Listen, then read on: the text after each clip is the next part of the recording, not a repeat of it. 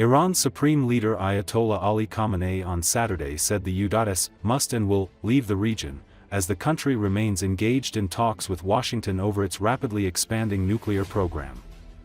According to Associated Press, in his first reaction to Donald Trump's visit to Saudi Arabia, Qatar and UAE this week, Khamenei also said the U.S. president wasn't truthful when he made claims about creating peace through power. Trump said that he wanted to use power for peace. He lied. He and the U.S. administration used power for massacre in Gaza, for waging wars in any place they could, Khamenei said during a meeting with teachers broadcast on state television. The U.S. has provided Israel with 10-ton bombs to drop on Gaza children, hospitals, houses of people in Lebanon and anywhere else when they can, Khamenei said. Khamenei, who has the final say on all Iranian state matters, reiterated his traditional stance against Israel. Certainly, in this region, the source of corruption, war, and division is the Zionist regime. This regime, the deadly, dangerous, cancerous tumor in the region, must and will be eradicated, he said, adding that the U.S. has imposed a pattern on Arab nations under which they cannot endeavor without U.S. support. During his regional trip this week, Trump at nearly every event insisted Iran could not be allowed to obtain a nuclear bomb, something U.S. intelligence agencies assess Tehran is not actively pursuing, though its program is on the cusp of being able to weaponize nuclear material. Iran and the U.S. have held 4 rounds of talks already. The negotiations have reached the expert level, meaning the sides are trying to reach agreement on the details of a possible deal. But a major sticking point remains Iran's enrichment of uranium, which Tehran insists it must be allowed to do, and the Trump administration increasingly insists the Islamic Republic must give up. ترامپ گفت که میخواد از قدرت برای صلح استفاده کنه. دروغ گفت.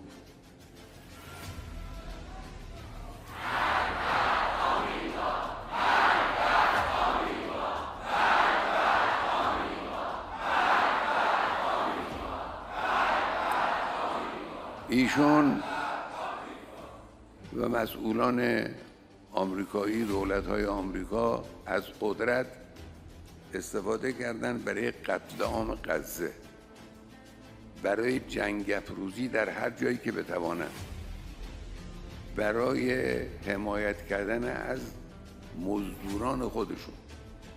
از قدرت این استفاده رو کردن. چه از قدرت برای ایجاد صلح استفاده کردن. اونها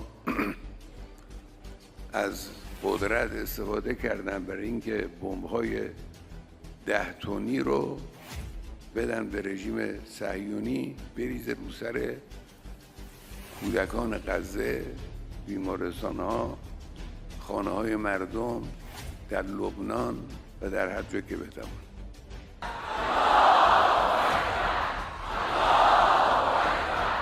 بعضی از این حرفایی که در این سفر رئیس جمهور آمریکا به منطقه مطرح شد لایق جواب دادن نیست اصلا.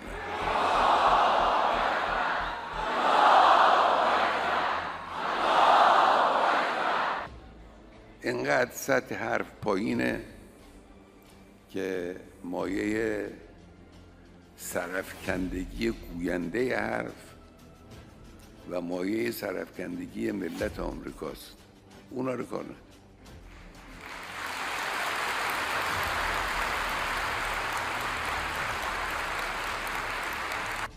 ما به کوری چشم دشمنان هر روز بر قدرت خودمون و که قدرت کشور انشالله اضافه خواهیم کرد.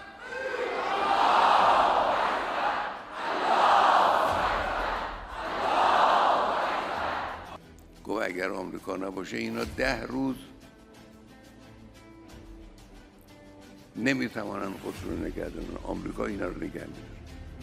حالا هم در معاملات خود، در رفتار خود، در پیشنهادهای خود همین الگو رو به اینا داره مجدداً ارائه میده و تحمیل میکنه، جوری که اینها بدون آمریکا نتوانند زندگی کنند.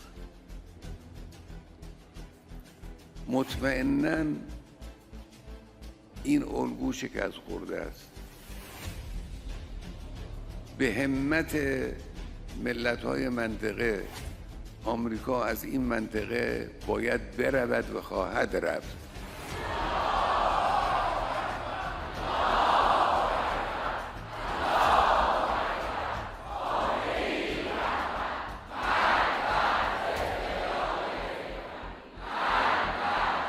حتما تو این منطقه اون نقطه مایه فساد، مایه جنگ، مایه اختلاف رژیم صهیونی است. رژیم صهیونی که غده سرطانی خطرناک مهلک این منطقه است، حتما باید برکنده شود و خواهد شد.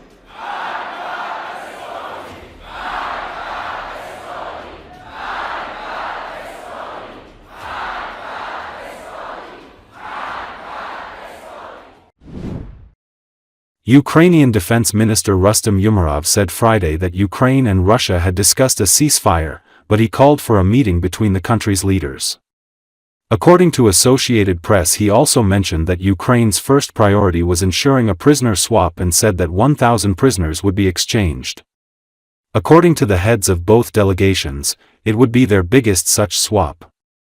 Foreign Ministry spokesman Tykei said the Russian delegation voiced a number of things that we deem unacceptable. The first direct Russia-Ukraine peace talks since the early weeks of Moscow's 2022 invasion ended after less than 2 hours Friday, and they clearly remained far apart on key conditions for ending the fighting. The people having a lot of issues to do, but I will stay with you for a while to answer your questions, okay? We will start with Russian delegations, which are unacceptable to the Ukrainian. For the negotiations, our first priority was people, and that's why we negotiated to free 1,000 people, and we reached to a conclusion, reached to an agreement to exchange 1,000 people. It is important achievement, and that once again shows that we are focused to finalize this war. The second objective was to discuss ceasefire. We exchanged on modalities, and our teams will be working on exchanging the details. Our president was expecting the high-level discussions in here, and I think the next step would be that the leaders level meeting should be organized, and that would be our next step. So at this stage, we once again would like to reiterate Ukraine wants peace.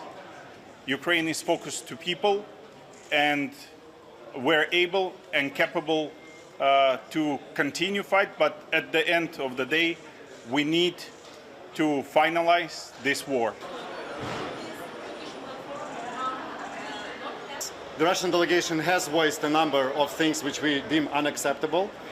We have a long experience of all kinds of talks with the Russians. Believe me, since 2014 there were many rounds.